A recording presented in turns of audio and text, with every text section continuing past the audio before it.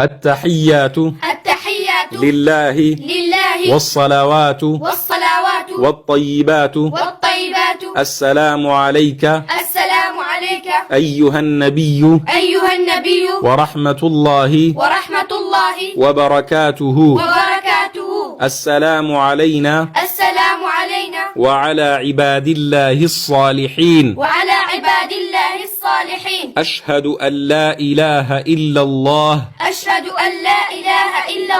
وأشهد أن محمدا عبده ورسوله